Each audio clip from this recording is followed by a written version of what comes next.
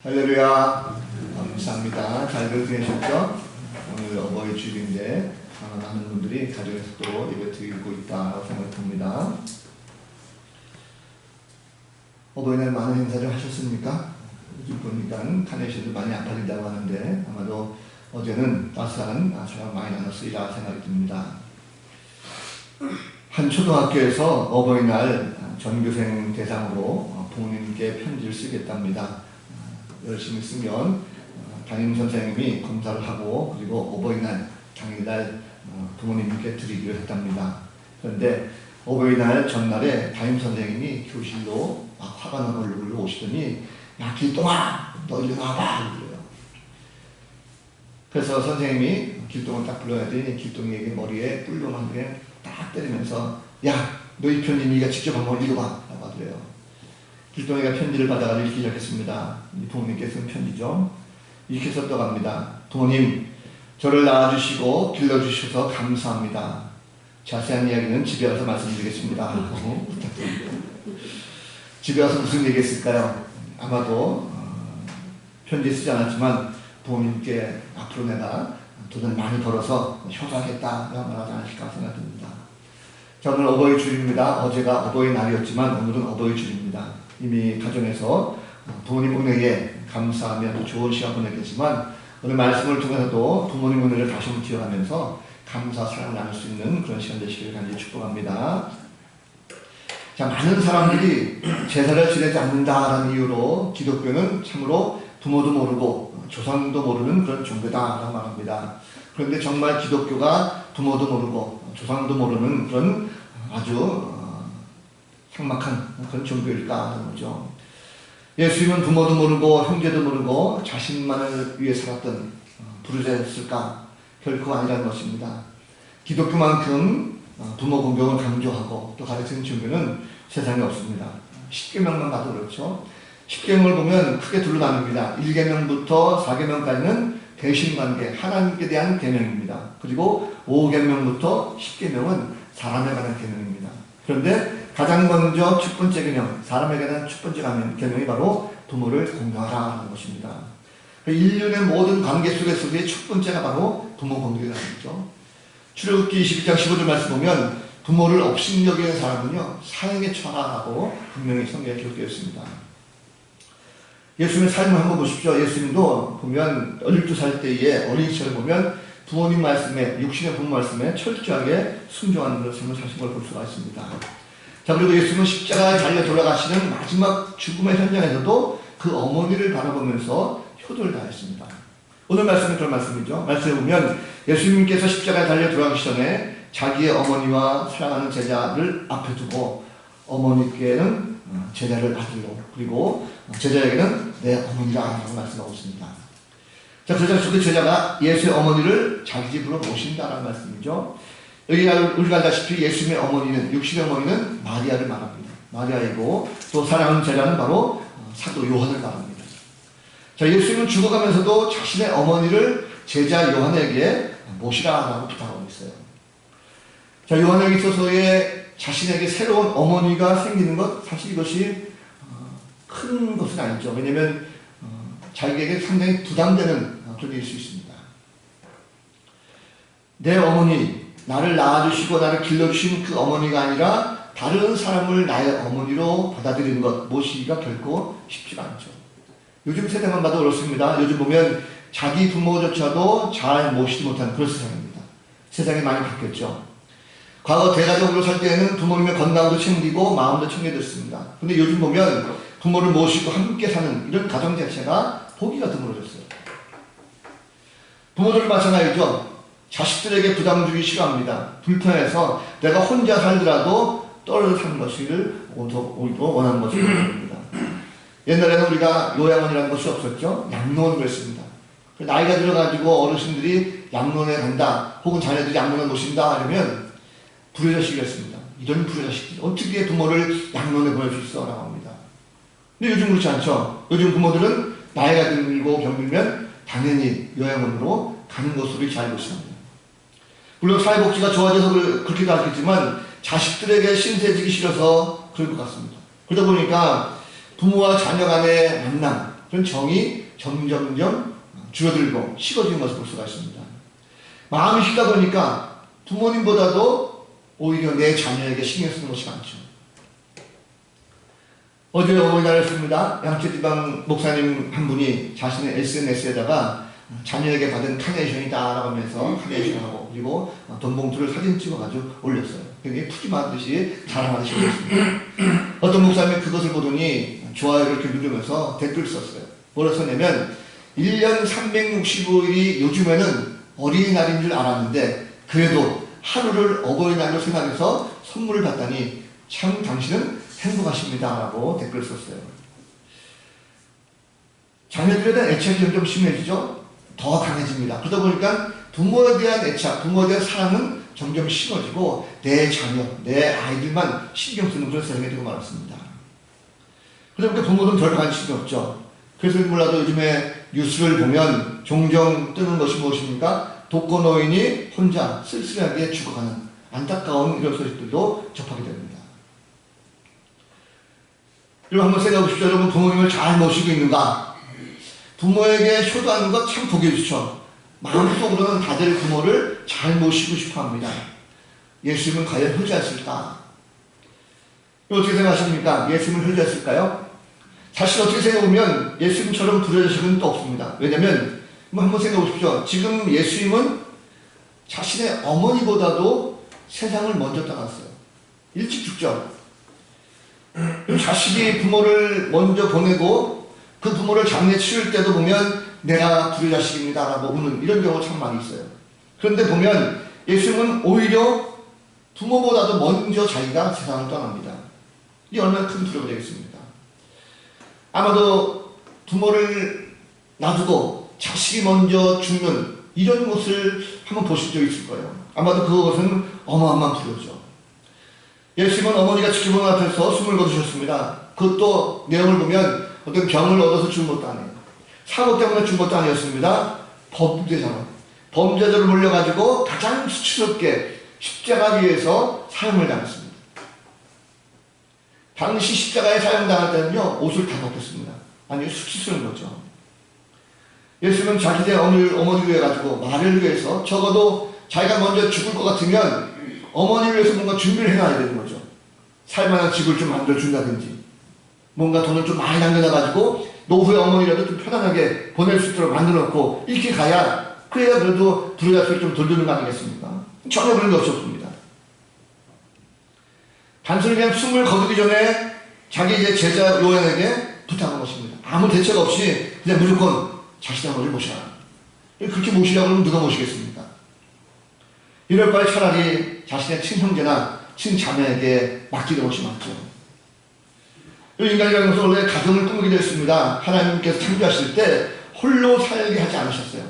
아담을 창조하시고 혼자 있는 것을 보시고 안타깝게 여기셔서 아내 하와를 만드셨고 그리고 가정을 이루셨습니다.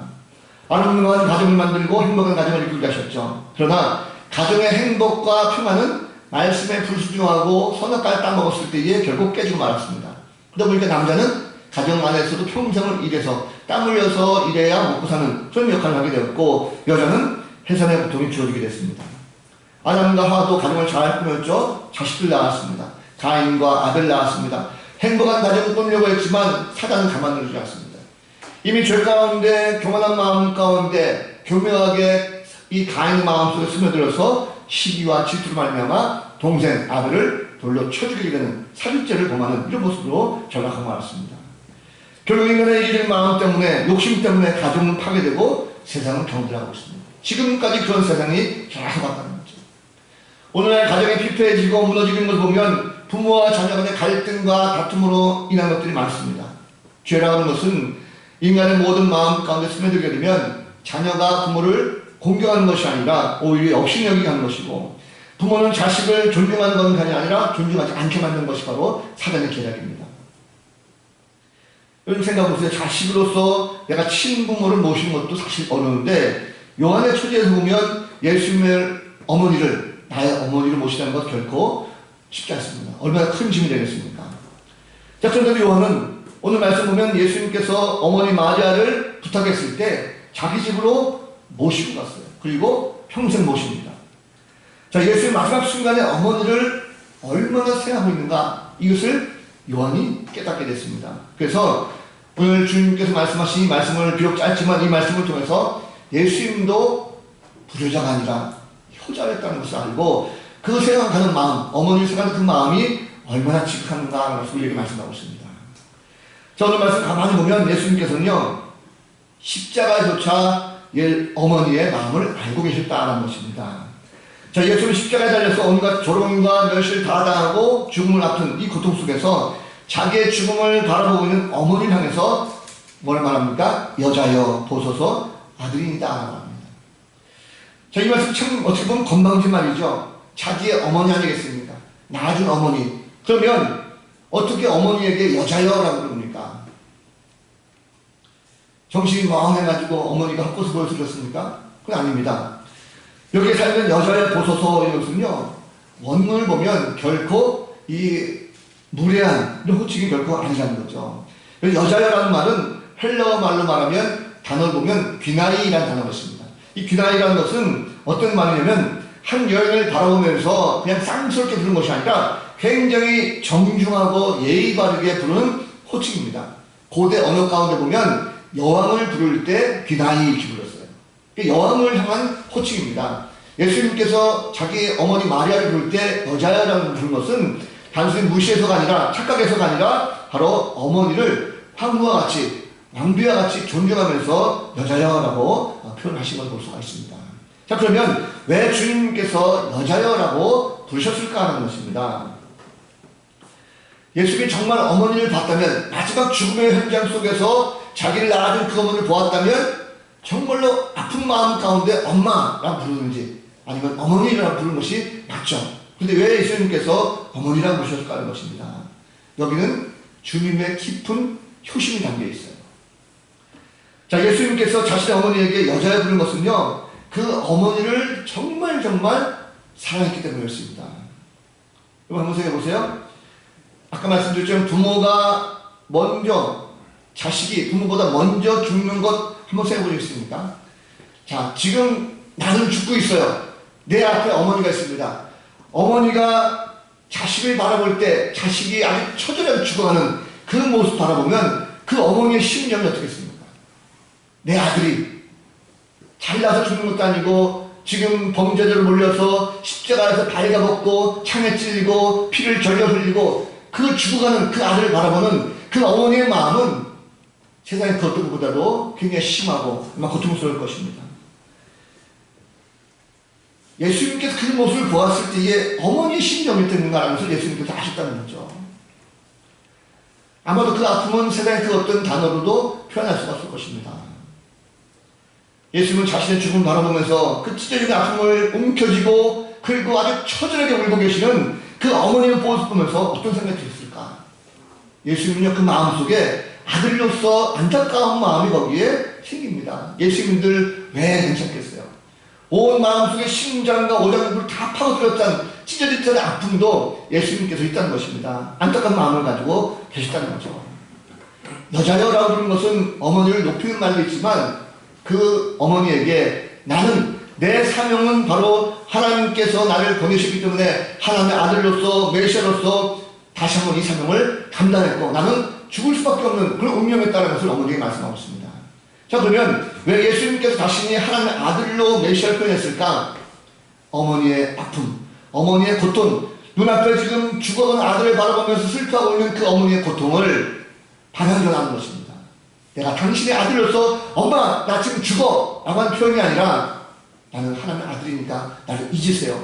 내 사명은 이것입니다 라고 해서 말을 바꾸면서 바로 어머니의 고통을 조금이라도 덜어주고 하는 마음의 고통을 덜어주고자 하는 그 마음 가운데 예수님께서 여자여라고 부르신 것입니다. 예수님은 자신의 고통스러운 죽음 가운데 내 죽음을 바라보고 계시는 그 어머니의 마음 얼마나 아프실까라는 것을 생각하고 계셨다는 거죠. 예수님의 효도는 어머니 마음을 아는 효도였습니다. 이 진정한 효도는 부모님 마음을 아는 것입니다. 그것부터 시작이 됩니다. 아무리 부모님에게 잘해준다 할지라도 부모의 마음을 헤아리지 못하면 그것은 효도가 아니죠. 그런데 어떤 자녀는 내 부모가 좋아하는지 싫어하는지 생각하지 않고 자신의 방법대로 열심히 효도합니다. 자, 여러분 얼마나 부모 마음을 잘 알고 계십니까? 지금 부모님의 무엇 때문에 졸음이 깊어지고 있고 왜 지금 부모님이 밤잠을 설치고 있는지 알고 계십니까? 무엇 때문에 지금 마음이 울적하신지 알고 계십니까? 부모는 자식이 당신의 마음을 몰라줄 때 힘이 빠지게 되어 있습니다. 흔히 부모들이 하는 말 가운데 그런 말 있죠. 너도 결혼해서 한번 자식을 낳아봐라. 그래야 부모 마음을 알 것이다. 그만큼 부모 마음을 알기 쉽지 않죠. 부모님은 자식을 사랑합니다. 그것도 끔찍이 사랑합니다. 내리 사랑이라죠.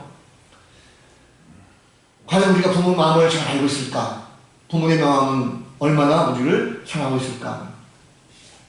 내년 어버이주일 되면 설교할 때 부모의 마음을 어떻게 좀 찾아볼 수 있을까 싶어서 동영상을 좀 찾아봅니다. 그래서 설교할 때 보면 항상 동영상을 하나 찾아보는데 올해에도 동영상을 좀 찾아보다 보니까 어떤 것이 좋을까 해서 짤막한 마음을 좀 준비해왔습니다.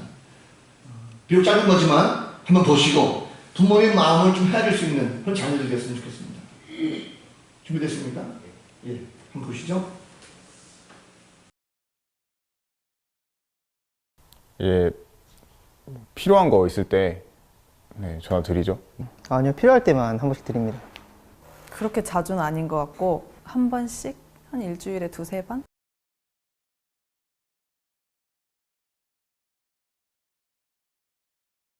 왜? 아빠, 어, 바쁘나? 아니, 일 다 끝났어. 아빠, 나는 아빠한테 무슨 아들일까? 내가 엄마한테 무슨 어떤 아들이야? 나는 아빠에게 어떤 딸인가요? 나는 엄마한테 어떤 아들인가요? 나는 엄마한테 어떤 딸이야? 어떤 딸이야, 나는? 이 세상에서 하나밖에 없는 이쁘고 귀엽고 없으면 못 살 것 같은 나의 보배, 나의 보석, 나의 마지막 희망, 나의 로망, 나의 모든 것. 됐어. 엄마. 나는 엄마한테 어떤 딸인가요? 오늘 어떤 딸이야? 소중한 딸이지.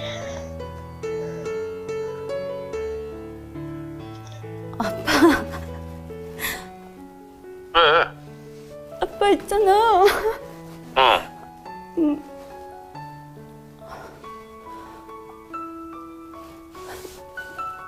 사무실에서 뭔 일 있었어? 아니. 그럼. 아빠. 야, 물어보고 싶은 게 있는데 나는 아빠한테 어떤 딸이야? 제일 이쁜 소리지 왜?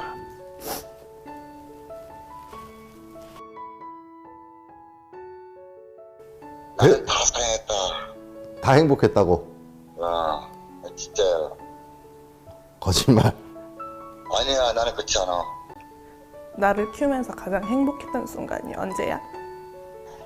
그렇지, 뭐 행복해. 네가 잘 크고 그러니까 행복해지. 나를 키우면서 가장 행복했던 순간이 있어? 당연히 있지.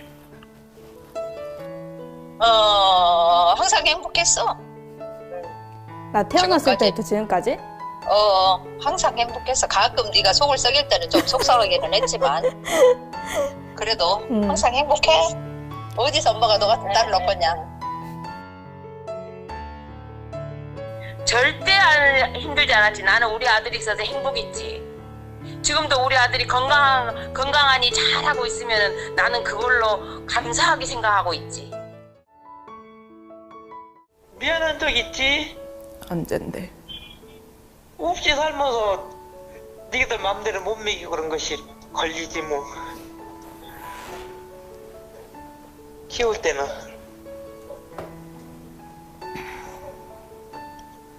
놈들같이 많이 정말 못해주고 먹고 싶은 거 맘대로 못 먹이고 그랬지 뭐. 부모 마음은 다 똑같지. 다시 태어나도 내 엄마가 돼줄 거야?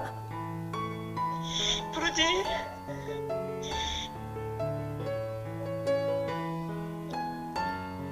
그럼 다시 태어나도 우리 아빠가 될 거야? 당연하지, 슬기서는. 왜? 근데 왜 그래? 이유가 뭐야? 그냥 갑자기 생각나서 물어보는 거야. 미쳤어. 내가 너를 지금 오지기보다 더 이쁜지 알잖아. 그러면 엄마는 다시 태어나도 내 엄마로 태어날 거야? 그러지. 왜 그런 얘기 하는 거야? 오늘 갑자기? 그냥 엄마 생각났어. 내용을 보면 자식들은 부모 마음을 잘 모르고 정말 부모가 나를 사랑할까 하는데 부모 마음은 한결같습니다. 사랑은 변치 않습니다. 자녀들 마음을 바뀔지 모르겠지만 부모 마음은 한결같습니다. 올해 어버이주를 맞이해서 정말 내 부모님의 마음을 다시 한번 깊이 생각해보고 진심 어린 마음을 가지고 효도할 수 있는 귀한 성도들 가정 되시기를 주님의 이름으로 간절히 축원합니다. 자, 어머니를 모실 때 예수님께서 또 제자에게 하신 말이 있죠. 보라 내 어머니라 말씀합니다. 자, 이 말씀은 단순히 요한에게 자기의 어머니 모친을 좀 모셔달라라고 당부하는 말이 아닙니다. 자, 마리아를 모시려고 한다면 사실 자기의 친동생도 있었어요. 예수님의 친동생은 마가복음 13장 15절 이하 말씀 보면 남동생이 4명이나 있었습니다. 그리고 누이들도 있었어요.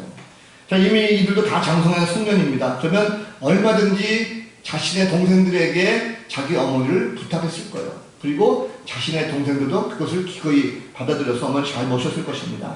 자, 그런데 예수님께서 그럼에도 불구하고 왜 요한으로 하여금 어머니 마리아를 모시게 하셨을까 하는 것입니다. 자, 그 이유가 뭘까라고 보면 예수님께서 장차 어떤 일이 벌어질 것인가라는 것을 이미 머릿속에 염두를 두고 계셨어요. 새로운 공동체가 생길 것이다. 즉 교회로 말미암아 새로운 공동체가 생길 것이다라는 것을 말씀하고 있습니다. 자, 예수님의 안에 있는 모든 성도들, 예수 안에 있는 모든 사람들 하나가 다 한 가족입니다. 그래서 성도라고 한다면 예수님의 피로 말미암아 구원받은 백성이고 거듭난 한 가족 공동체다라는 것을 우리가 알아야 될 것입니다. 우리는 단순히 하나님을 우리가 다 같이 아버지라 부른다고 해서 가족이 된 것이 아닙니다. 우리가 예수를 믿고 그 피로 말미암아 우리 모두가 한 마음 한 뜻으로 한 가족이 되었습니다. 그렇다고 하면 이제는 내 어머니가 바로 나를 낳아주신 어머니만 어머니가 아니라 내 옆에 있는 성도가 바로 내 가족으로 보여야 되는 것입니다. 내 옆에 계신 어르신들이 나의 어머니, 나의 아버지가 된다는 것이죠. 부모는 자녀에게 아낌없이 줍니다. 그래서 늙으신 부모를 공양하는 것 맞습니다. 그래서 예수님께서 요한에게 부탁하신 이 말씀은 내 어머니라는 것은 바로 이제는 새로운 공동체, 새로운 교회에서 바로 내 어머니가 곧 나의 어머니고 나의 어머니가 곧 너의 어머니다라는 것을 말씀하면서 함께 그를 부양하라는 것을 말씀하고 있습니다. 결국 우리 가운데서 보면 자식 없이 외롭게 지내는 그런 성도가 있다면, 그런 어르신들이 있다고 하면 우리는 그분을 나의 아버지로, 나의 어머니로 모실 수 있어야 되는 것입니다. 미국에서 실제로 있었던 일이라고 하는데 아마 아시는 분도 아실 것입니다.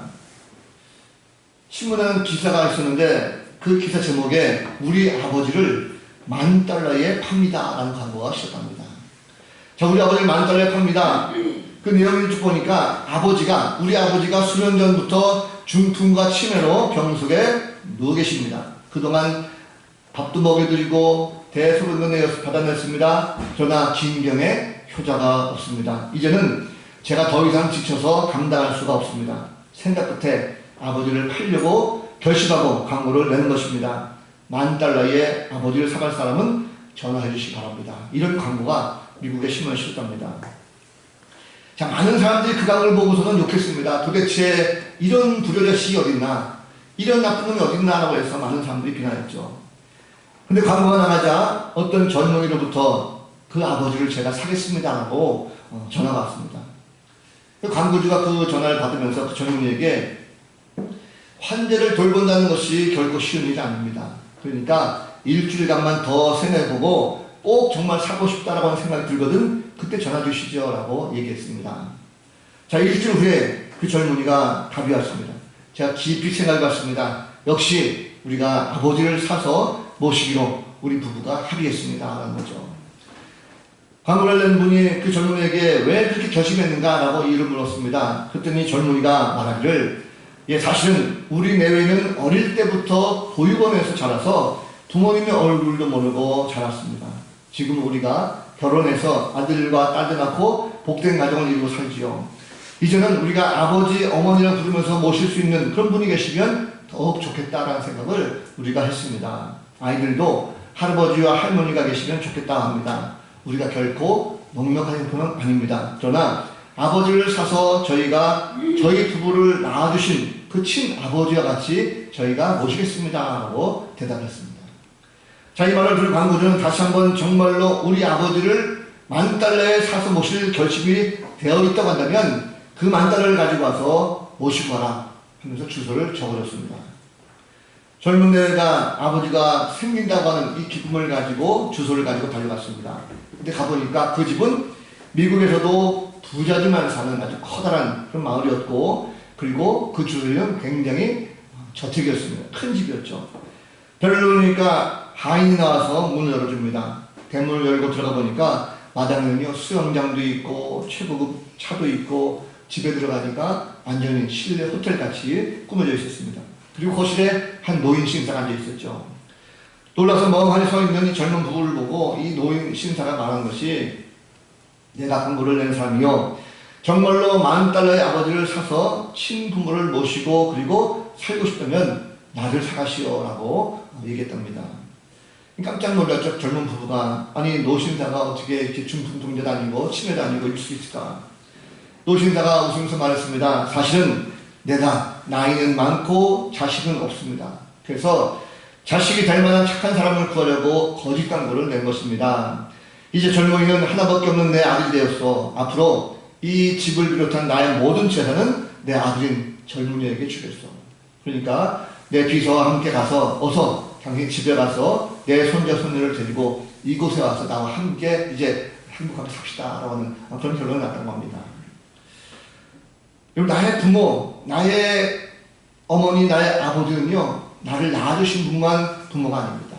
예수님은 분명 말씀하셨습니다. 마태복음 12장 49절과 50절 말씀 보면, 손을 내밀어 제자들을 가르쳐 주시되 나의 어머니와 나의 동생들을 보라. 누구든지 하늘에 계신 내 아버지의 뜻대로 하는 자가 내 형제요 자매요 내 어머니라 하시더라. 하나님 나라에 가게 되면 혈연에 따라서 가족이 구분되지 않습니다. 거기에는 한 분 아버지와 형제 자매들만 있을 뿐입니다. 이 땅의 교회는 바로 하나님 나라의 예표입니다. 이 땅에서 하나님 나라의 관습에 적응할 수 있도록 미리 준비하는 것입니다. 그래서 나를 낳아주시고 길러주신 그 부모에게만 효도하지 말고, 우리는 주위를 돌아보면서 내가 속한 모든 공동체 가운데 함께 있는 그런 어른들도 돌아보면서 함께 섬기고 나누고 사랑하는 그런 자녀들이 참된 효도의 자녀라는 것을 꼭 기억하시기 바랍니다. 예수님은 인류를 구원하시기 위해서 오신 완전한 하나님이셨습니다. 그러나 일반 사람처럼 똑같이 감정과 이성을 지닌 완전한 인간이기도 하십니다. 예수님은 하나님의 아들이셨지만 육신의 아들로서 친부모, 부모의 공경도를 잊지 않습니다. 그리고 예수님은 십자가에 달려 죽으시면서 마지막 구세주로서 자신의 삶을 잘 간다면서도 마지막 한 어머니로서의 그 아들, 그 어머니를 책임지는 것까지도 결코 소홀하지 않겠다는 것을 볼 수가 있습니다. 예수님은 육신의 어머니에 대해서 최선의 힘을 다하셨습니다. 그래서 요한에게 어머니를 부탁하면서 보라 내 어머니다 라고 말씀하셨어요.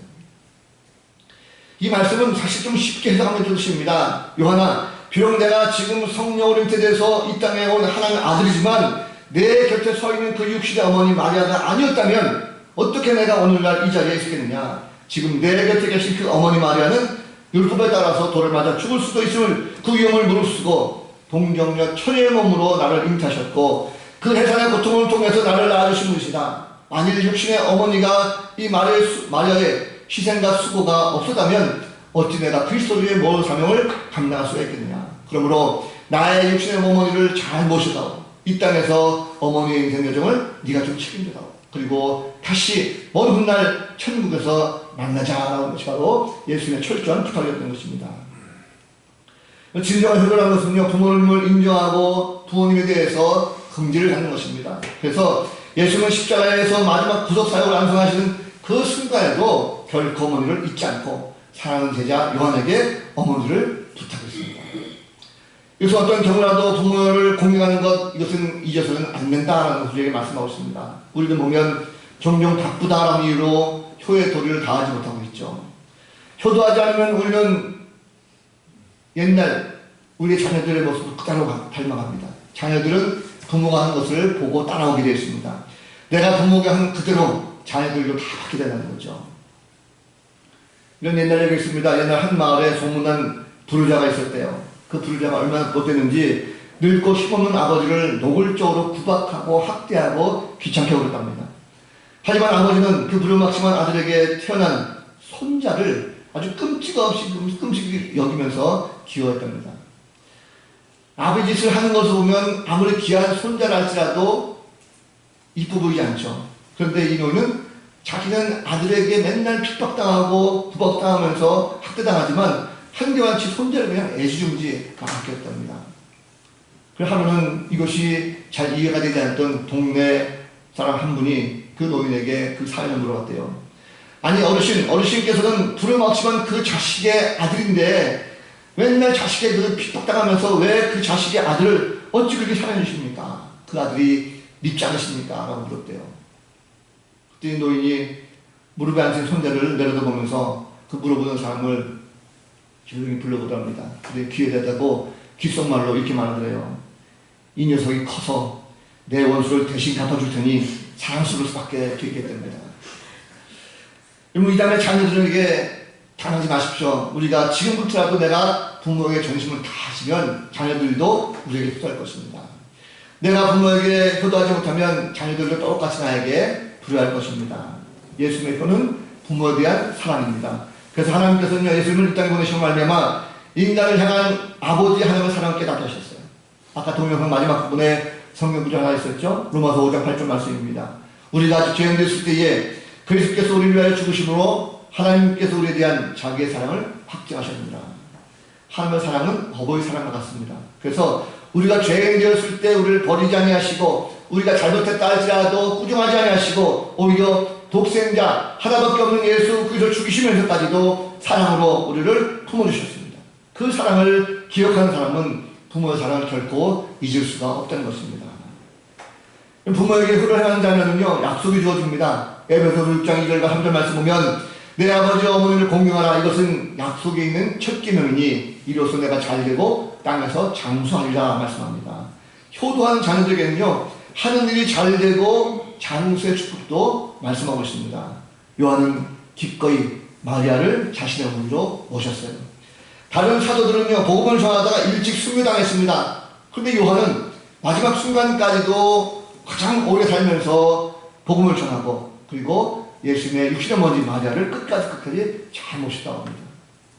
예수님처럼 부모의 마음을 헤아리고 사랑하고 섬기는 자는요 가정에 평화가 임하고 그리고 행복을 누리게 되어 있습니다. 오늘 예배 참여 모든 성도들 마찬가지입니다. 우리 자신을 다시 한번 돌아보면서 예수님처럼 애틋한 효심을 가진 성도들 부모님 은혜가 얼마나 큰지를 새삼 깨닫게 될 것입니다. 말씀을 정리합니다. 사랑하는 성도 여러분, 기독교는 효의 종교입니다.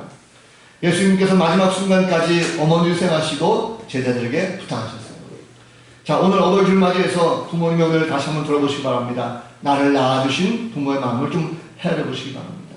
그리고 사랑을 품어주시기 바랍니다. 또 나를 낳아주신 부모는 아니지만 그러나 내가 속한 공동체에 계신 어르신들까지도 나의 부모를 생각하고 함께 섬김을 다하는 성도가 되될 줄로 믿습니다.